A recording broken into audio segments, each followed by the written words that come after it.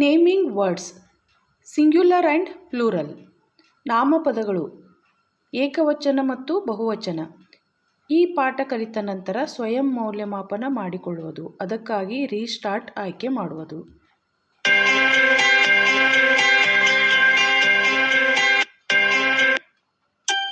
Hi, are you ready to start this assessment? Read the questions carefully before you answer. Good luck.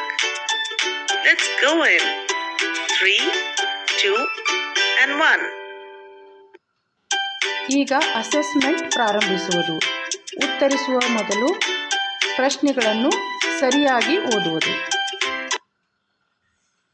Cats is an example of dash word. ಮೊದಲನೇ ಪ್ರಶ್ನೆ, cats is an example of dash word.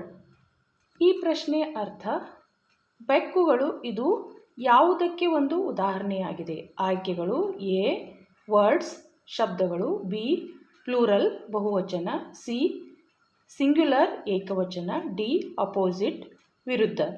ಬೆಕ್ಕುಗಳು ಇದು ಬಹುವಚನಕ್ಕೆ ಒಂದು ಉದಾಹರಣೆ. Words singular opposite ಆಯ್ಕೆಗಳು ತಪ್ಪಾಗಿವೆ. B plural ಆಯ್ಕೆ ಮಾಡಿ ಉತ್ತರ ಸಲ್ಲಿಸುವುದು.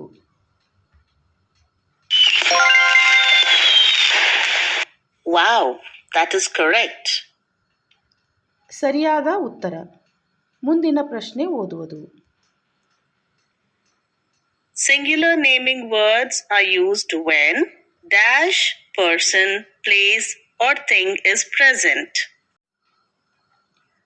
ಎರಡನೇ ಪ್ರಶ್ನೆ, singular naming words are used when dash person, place R thing is present.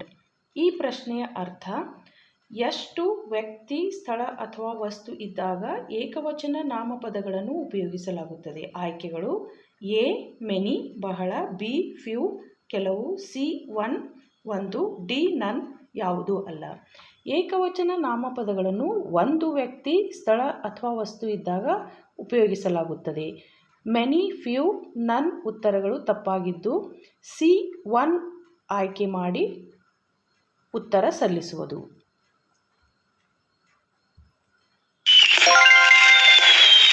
Well done. Correct answer. ಸರಿಯಾದ ಉತ್ತರ. ಮುಂದಿನ ಪ್ರಶ್ನೆ ಓದುವುದು. Plural form of child is?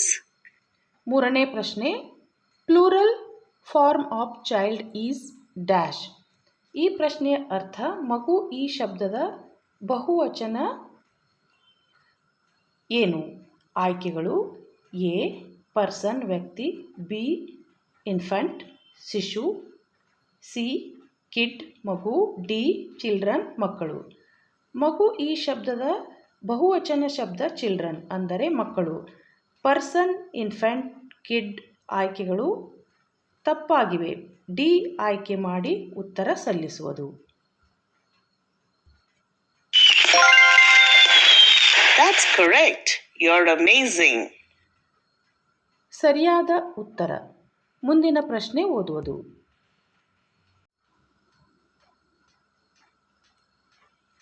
A child was working in the computer lab which had many computers. The word computers is in the dash form. ನಾಲ್ಕನೇ ಪ್ರಶ್ನೆ, A child was working in the computer lab which had many computers. The word computers is in the dash form. ಈ ಪ್ರಶ್ನೆಯ ಅರ್ಥ, ಒಂದು ಮಗು computer ಪ್ರಯೋಗಶಾಲೆಯಲ್ಲಿ ಕೆಲಸ ಮಾಡುತ್ತಿದೆ. ಅಲ್ಲಿ ಬಹಳಷ್ಟು ಕಂಪ್ಯೂಟರ್ಗಳು ಇವೆ. ಕಂಪ್ಯೂಟರ್ ಶಬ್ದ ಯಾವ ರೂಪದಲ್ಲಿ ಇದೆ. ಆಯ್ಕೆಗಳು: ಎ ಲೆಸ್ ಕಡಿಮೆ, ಬಿ ಪ್ಲೂರಲ್ ಬಹುವಚನ, ಸಿ ಮಿನಿಮಮ್ ಕನಿಷ್ಠ, ಡಿ ಮ್ಯಾಕ್ಸಿಮಮ್ ಗರಿಷ್ಠ. ಕಂಪ್ಯೂಟರ್ಸ್ ಇದು ಬಹುವಚನ ರೂಪದಲ್ಲಿ ಇದೆ. ಲೆಸ್, ಮಿನಿಮಮ್, ಮ್ಯಾಕ್ಸಿಮಮ್ ಈ ಉತ್ತರಗಳು ತಪ್ಪಾಗಿವೆ. ಬಿ ಪ್ಲೂರಲ್ ಆಯ್ಕೆ ಮಾಡಿ ಉತ್ತರ ಸಲ್ಲಿಸುವುದು. Awesome. Correct again. ಸರಿಯಾದ ಉತ್ತರ. ಮುಂದಿನ ಪ್ರಶ್ನೆ ಓದುವುದು. Vinay visited the dentist because he was suffering from toothache. Dentist treats our teeth problems. In this sentence, which is the plural word? ಐದನೇ ಪ್ರಶ್ನೆ. Vinay visited the dentist because he was suffering from toothache. Dentist treats our teeth problems. In this sentence which is the plural word? ಈ ಪ್ರಶ್ನೆಯ ಅರ್ಥ: ವಿನಯ್ ದಂತವೈದ್ಯರನ್ನು ಭೇಟಿಯಾಗಿದ್ದಾನೆ ಏಕೆಂದರೆ ಅವನು ಹಲ್ಲು ನೋವಿನಿಂದ ಬಳಲುತ್ತಿದ್ದನು. ದಂತವೈದ್ಯರು ನಮ್ಮ ಹಲ್ಲುಗಳ ತೊಂದರೆಯನ್ನು ಗುಣಪಡಿಸುತ್ತಾರೆ. ಈ ವಾಕ್ಯದಲ್ಲಿ ಬಹುವಚನ ಶಬ್ದ ಯಾವುದು? ಆಯ್ಕೆಗಳು: ಎ ಟೀತ್ ಹಲ್ಲುಗಳು, ಬಿ ಟೂತ್ ಹಲ್ಲು, ಸಿ ವಿನಯ್ ವ್ಯಕ್ತಿ, ಡಿ ಡೆಂಟಿಸ್ಟ್ ದಂತವೈದ್ಯ. ಟೂತ್ ವಿನಯ್, ಡೆಂಟಿಸ್ಟ್ ಈ ಶಬ್ದಗಳು ಏಕವಚನ ರೂಪದಲ್ಲಿವೆ. ಟೀತ್ ಇದು ಟೂತ್ ಶಬ್ದದ ಬಹುವಚನ ರೂಪ. ಎ ಟೀತ್ ಆಯ್ಕೆ ಮಾಡಿ ಉತ್ತರ ಸಲ್ಲಿಸುವುದು. Congratulations, you got it right. ಸರಿಯಾದ ಉತ್ತರ.